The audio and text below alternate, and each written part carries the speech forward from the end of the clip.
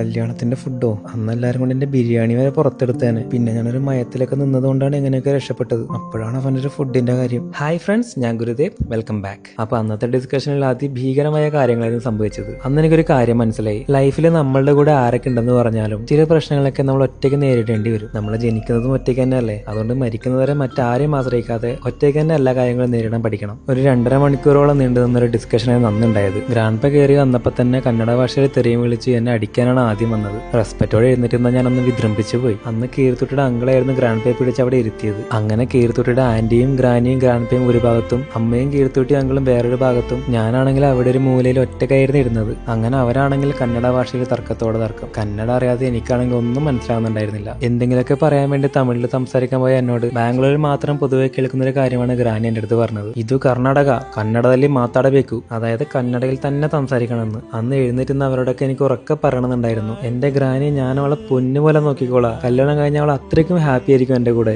എവിടുന്ന് ഒന്നും മിണ്ടാൻ പറ്റിയില്ല. ചില കാര്യങ്ങൾ അങ്ങനെയാണ്. മറ്റുള്ളവർ വിശ്വസിക്കണമെങ്കിൽ നമ്മളത് പ്രൂവ് ചെയ്ത് കാണിക്കേണ്ടി വരും. ഇന്ന് ഞാനത് പ്രൂവ് ചെയ്ത് കാണിച്ചു, അത് വേറെ കാര്യം. അങ്ങനെ അങ്കിളും അമ്മയും എത്ര പറഞ്ഞിട്ടും അവർ ഓക്കെ ആയിരുന്നില്ല. ലാസ്റ്റ് ഗ്രാനിയും ഗ്രാൻഡ് പേ പറഞ്ഞു, നിങ്ങൾ എന്തെങ്കിലുമൊക്കെ ചെയ്യും, പിന്നെ ഭാവിയിൽ എന്തെങ്കിലുമൊക്കെ പ്രശ്നം വന്നാൽ ഞങ്ങൾ ഇടപെടില്ല എന്ന്. അങ്ങനെ എന്റെയും കീർത്തുട്ടിയുടെ എല്ലാ ഉത്തരവാദിത്തങ്ങളും എന്നെ വിശ്വസിച്ച് അങ്കിളെ ഏറ്റെടുത്തു. ഗ്രാനിയും ഗ്രാൻഡ് പേ ആന്റി അന്ന് പിണങ്ങിട്ടേ എന്ന് ഇറങ്ങിപ്പോയത്. അങ്ങനെ അതൊക്കെ കഴിഞ്ഞ് കീർത്തുട്ടില്ലാത്തൊരു തക്കം നോക്കി ഞാൻ അങ്കിളിന്റെ അടുത്തും അമ്മയുടെ അടുത്തും പറഞ്ഞു, അടുത്ത മാസം കീർത്തുട്ടിയുടെ ബർത്ത്ഡേ ആണ്. ബർത്ത്ഡേ ദിവസം കീർത്തുട്ടിക്ക് സർപ്രൈസ് ആയിട്ട് ഞാൻ എന്റെ പാരന്റ്സിനെ കൊണ്ടുവരും. അതുവരെ കീർത്തുട്ടി കാര്യം അറിയാൻ പാടില്ല എന്ന്. പിന്നീട് ഒരു ദിവസങ്ങളിൽ കീർത്തുട്ടിയുടെ അമ്മ ഒടുക്കത്തെ ഓവർ ആക്ടിങ്. അങ്കിളാണെങ്കിൽ ഇതിൽ നിന്ന് കുറച്ച് ക്രെഡിറ്റ് എടുക്കാൻ നോക്കുന്നത് പോലെയും തോന്നി. അതുകൊണ്ട് സർപ്രൈസ് ഒന്നും വേണ്ട, ബർത്ത്ഡേക്ക് മുമ്പായിട്ട് എല്ലാ കാര്യങ്ങളും കീർത്തുട്ടിയുടെ ഞാൻ തന്നെ പറയാമെന്ന് തീരുമാനിച്ചു. അങ്ങനെ അന്ന് KGF ചാപ്റ്റർ 2 ഇറങ്ങിയ ദിവസം കീർത്തുട്ടിയും കൊണ്ട് ഞാൻ തിയേറ്ററിൽ പോയി. അവിടെ നിന്നാണ് ഞാൻ കീർത്തുട്ടിയുടെ കാര്യങ്ങളൊക്കെ തുറന്നു പറഞ്ഞത്.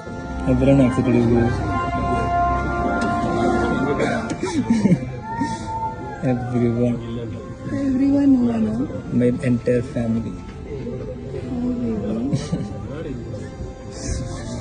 Oh baby.